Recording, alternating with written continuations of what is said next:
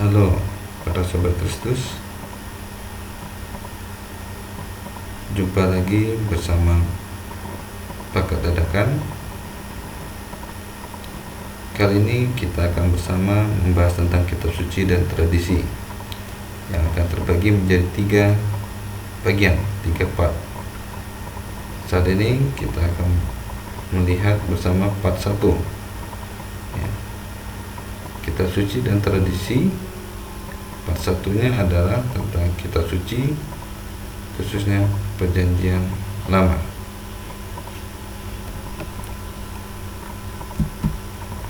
Marilah kita, seperti kebiasaan kita sebagai seorang Katolik, kita berdoa sebelum memulai pelajaran. Dalam nama Bapa dan Putra dan Roh Kudus, amin. Allah yang Maha Murah, melalui berbagai cara dan peristiwa, Engkau senantiasa mewahyukan diri kepada manusia. Melalui berbagai cara dan peristiwa itu pula, Engkau mengajak manusia semakin dekat dengan. Hari ini, kami ingin memahami pengalaman dan perjalanan hidup bangsa Israel dalam mengimani Engkau. Semoga melalui pelajaran ini, kami semakin mengenal dan mencintai-Mu lebih baik lagi. Amin. Dalam nama Bapa dan Putra dan Roh Kudus. Amin. Ya, sobat Kristus, di dalam kisah manusia, sejak dari zaman dahulu, manusia itu selalu memiliki banyak pengalaman yang berkaitan dengan sekitar, dengan sekitarnya, dengan alam, pengalaman pergantian musim, adanya bencana, dan juga pengalaman dengan sesama manusia dalam konteks persahabatan, perselisihan, perang, dan lain sebagainya. Kesemuanya ini memunculkan pertanyaan dalam diri manusia. Dari manakah asal dunia dan bagaimana terjadinya? Manusia kemudian mulai memikirkan bahwa ternyata ada kekuasaan di luar diri manusia yang kemudian diakui, dipercaya, diimani sebagai Yang Maha Kuasa. Yang Maha Kuasa ini kemudian dinamakan sebagai Dewa, Allah, Tuhan, dan sebagainya. Atau di lain kesempatan manusia juga berpikir, mengapa ada perang? Mengapa ada kejahatan, dosa? Manusia mulai memikirkan bahwa ternyata kalau yang baik itu berasal dari Yang Maha Kuasa, hal-hal yang buruk ini bukan berasal dari Yang Maha Kuasa, tetapi justru dari diri manusia itu sendiri. Atau kalaupun dari luar, maka manusia melihat bahwa ada kuasa yang jahat yang kemudian dinamakan setan.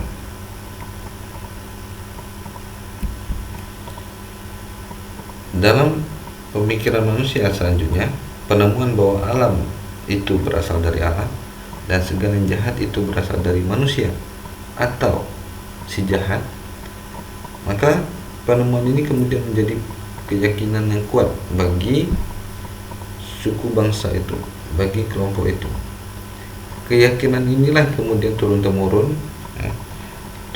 diwariskan di dalam bentuk cerita, entah itu lisan maupun kemudian di kemudian hari menjadi cerita tulis.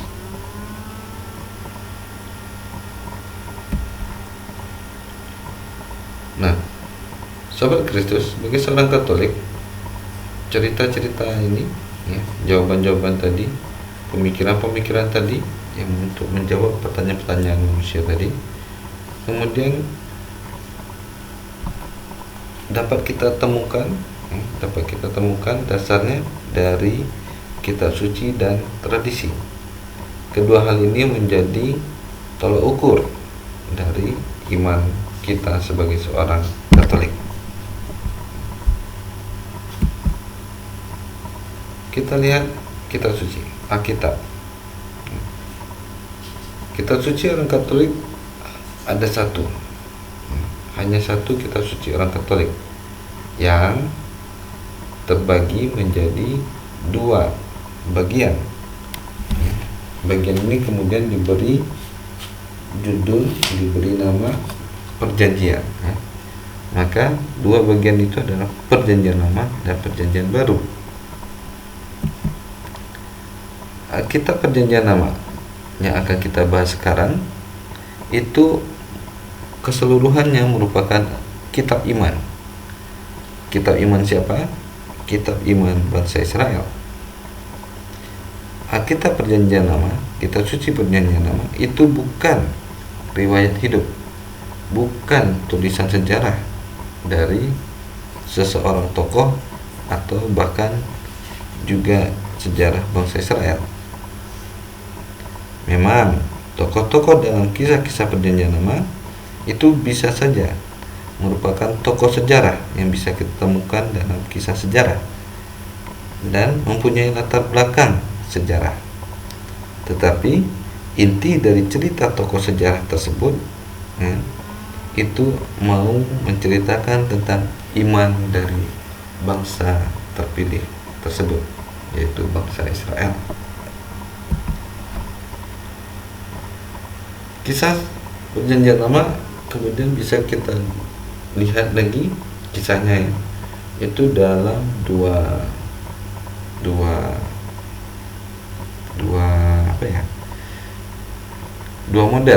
model cerita.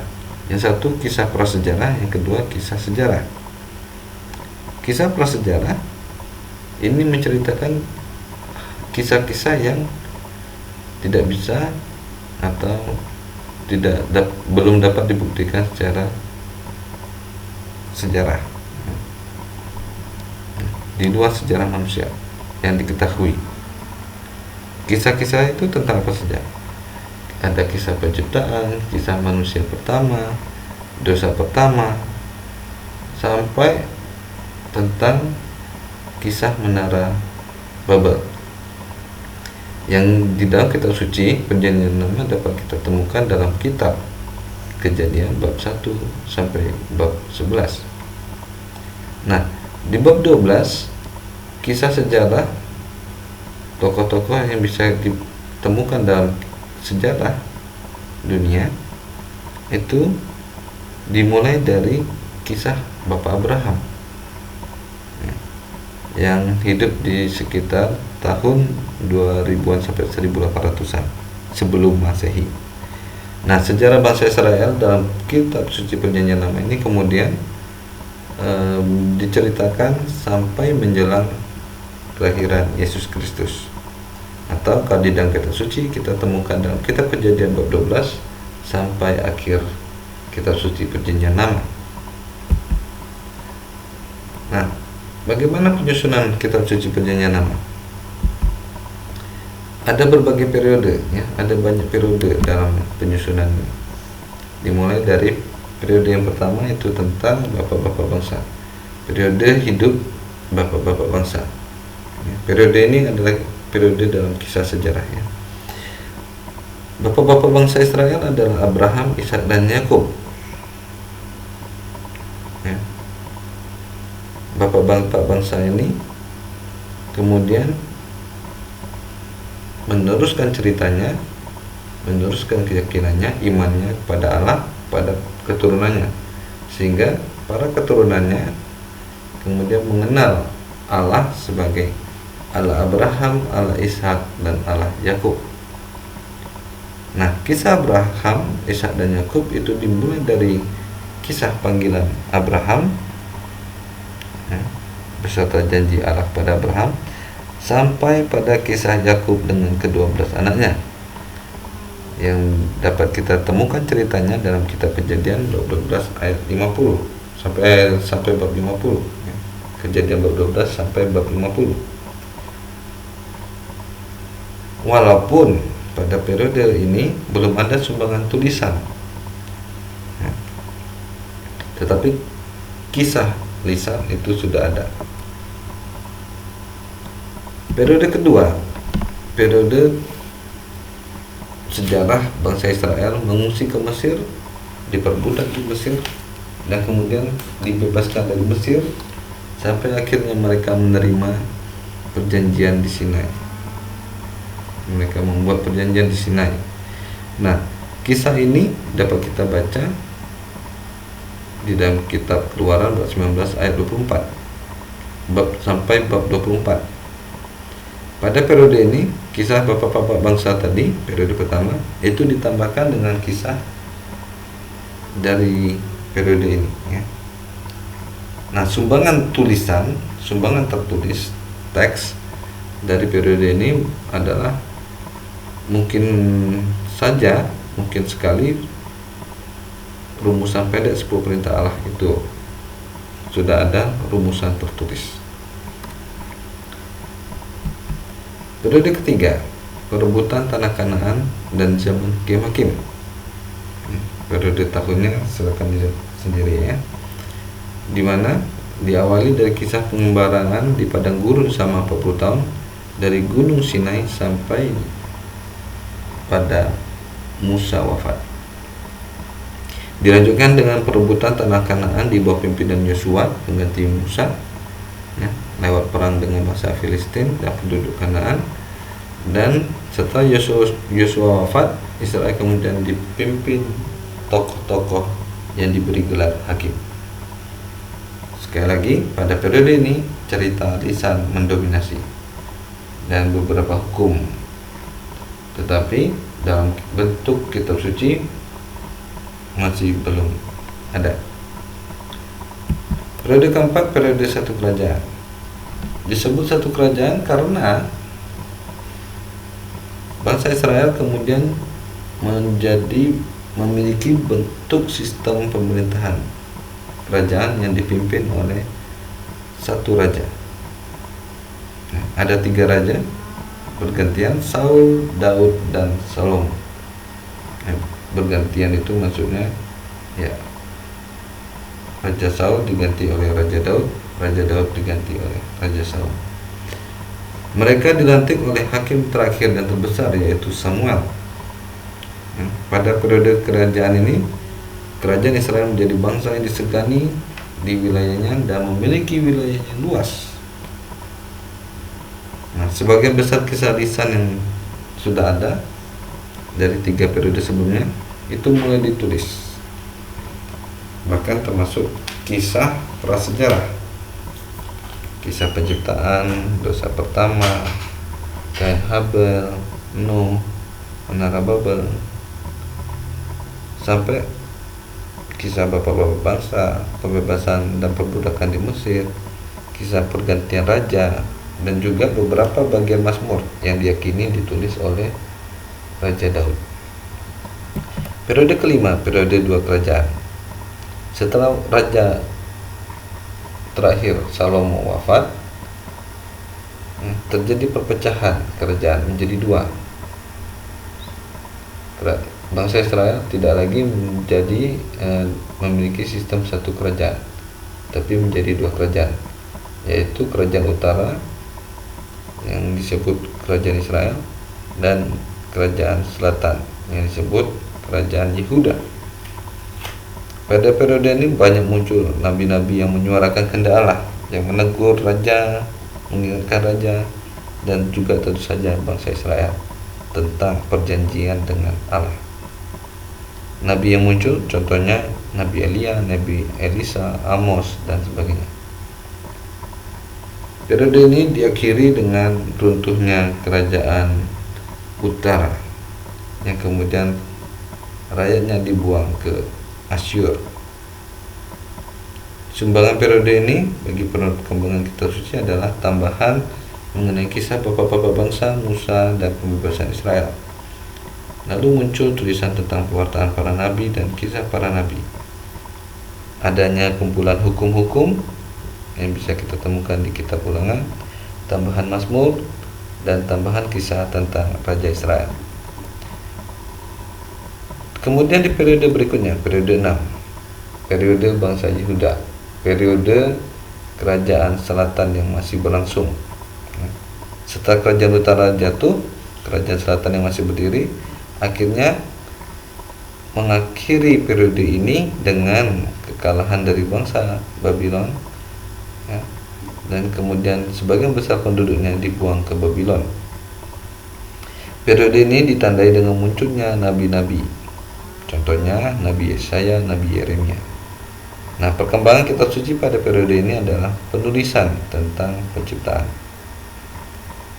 ya. Kemudian penyatuan kisah tentang bapak-bapak bangsa, kemudian tentang Yusuf, Musa, perbudakan di Mesir, dan juga kemudian pewartaan para nabi mulai ditulis. Penulisan sejarah bangsa Israel dan beberapa Mazmur, Amsal, dan kisah Yusuf.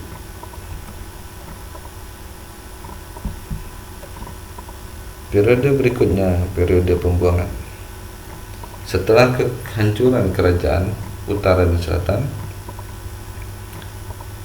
perubahan besar terjadi. Yerusalem dan semua kota lain dihancurkan, sementara mereka dibuang masuk bangsa-bangsa lain ke tanah yang kosong.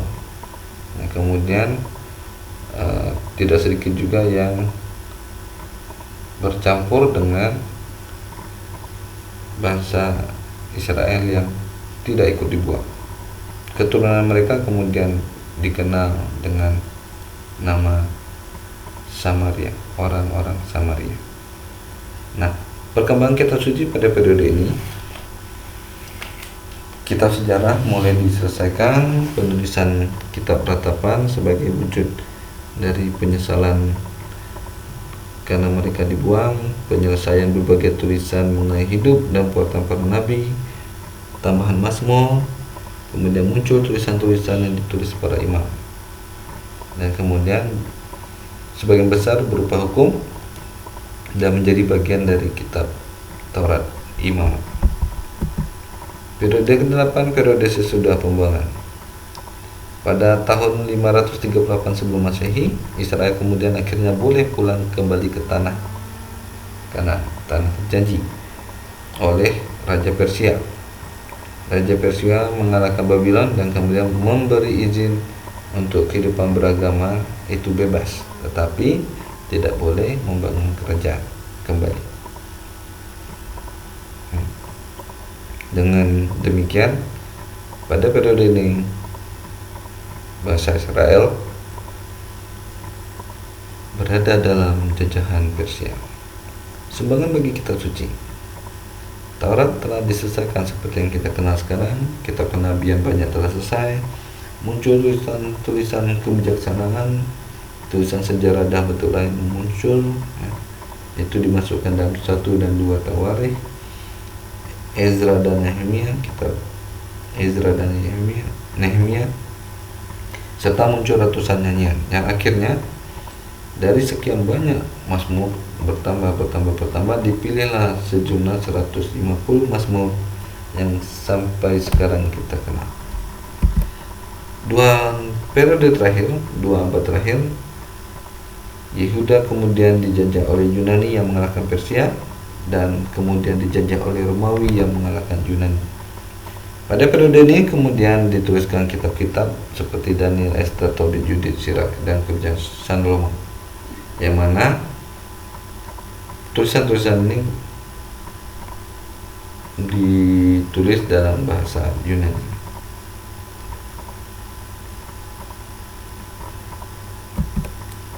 Nah, setelah penulisan kitab suci tadi, maka kemudian tahap berikutnya adalah kanonisasi. Apa itu kanonisasi? Kanonisasi berasal dari kata kanon Yunani yang berarti norma, ukuran, dan pedoman.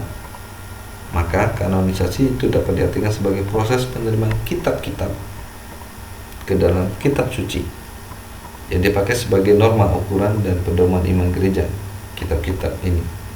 Nah, daftar kitab yang diterima sebagai kitab suci kemudian disebut kanon, dan kitab-kitab yang terdapat di dalam kanon disebut kitab-kitab kanonik.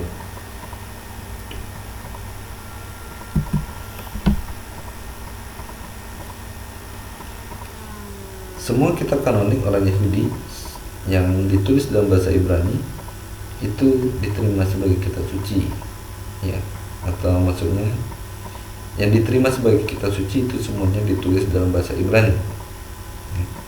Banyak yang ditulis dalam bahasa Ibrani tidak diterima. Nah, sementara yang ditulis dalam bahasa Yunani tadi yang 2 abad terakhir itu tidak diterima. Nah, kanon kitab-kitab yang diterima yang berbahasa Ibrani tadi itu ada disebut dengan proto-kanonika. Kanon yang pertama diterima sebagai kitab suci. Nah, sementara kitab-kitab yang ditulis dalam bahasa Yunani kemudian diterima sebagai kitab suci lewat proses kanon yang kedua, atau yang dikenal juga dengan deuterokanonika. Istilah ini baru muncul tahun 1566, dicetuskan oleh Sixtus dari Siena, seorang teolog. Nah, untuk menyebut kitab-kitab dalam Perjanjian Lama yang diterima sebagai kanon oleh Gereja Katolik, namun tidak diterima oleh orang Yahudi sebagai kitab suci, dan begitu juga oleh Gereja Reformasi. Deuterokanonika berarti kanon yang kedua diterima sebagai kitab suci. Apa saja kitab-kitab Deuterokanonika? Ada Tobit, Judit, tambahan kitab Ester, Kebijaksanaan Salomo, Sirah, Baruk, dan surat Nabi Yeremia, tambahan kitab Daniel 1 dan 2 Makabe. Maka dengan demikian kitab suci Perjanjian Lama dalam Gereja Katolik itu berjumlah totalnya 46 kitab, sementara Gereja Kristen Protestan berjumlah 39 kitab.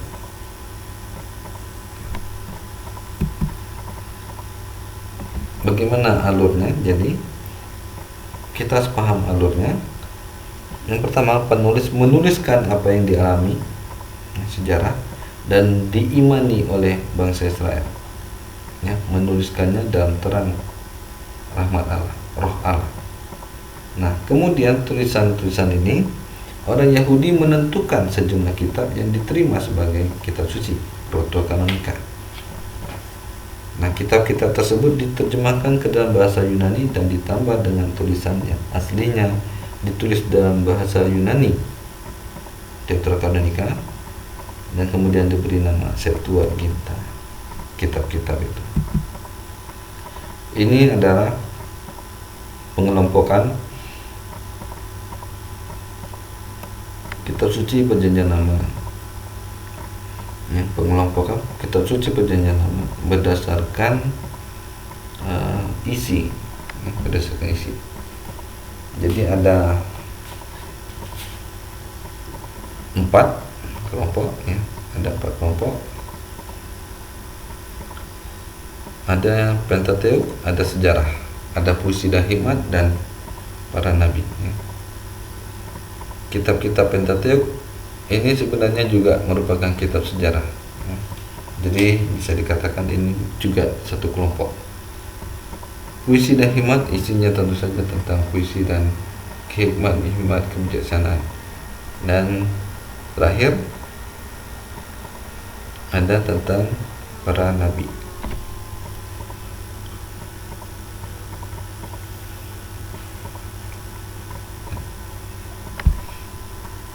Yang dimerahkan itu adalah kitab-kitab Deuterokanonika. Bagi bangsa Israel, ajaran yang terkandung dalam cerita turun-temurun itu diyakini berasal dari Allah.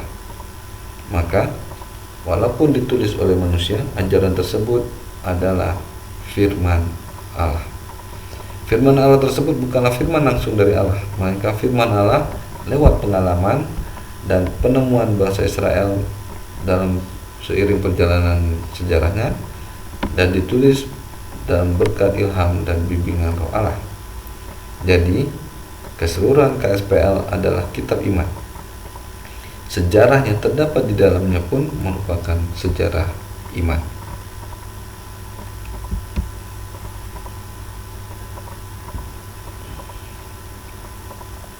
Itulah yang membentuk Holy Bible bagi orang Katolik, khususnya Perjanjian Lama. Maka marilah kita tutup pembahasan kita dengan berdoa. Dalam nama Bapa dan Putra dan Roh Kudus. Amin. Allah Bapa yang Maha Kudus, kami bersyukur padamu karena Roh Kudus yang telah Kau curahkan ke dalam diri kami. Ya Bapa, kami anak-anak-Mu mau mendengarkan kehendak-Mu yang telah kau nyatakan di dalam kitab suci. Dahulu engkau mengutus Roh Kudus untuk membimbing para penulis kitab suci untuk menyatakan kehendak-Mu dalam tulisan mereka. Karena itu kami kini mohon kepadamu, utuslah Roh Kudus-Mu membimbing kami, agar kami dapat memahami kehendak-Mu yang tertulis di dalam kitab suci, dengan perantara Kristus Tuhan kami. Amin. Dalam nama Bapa dan Putra dan Roh Kudus. Amin. Demikian para sahabat Kristus, akhir pembahasan kitab suci dan tradisi part 1 kitab suci Perjanjian Lama. Sampai jumpa di pembahasan yang lain dalam channel Pakar Dadakan. See you. Tuhan memberkati.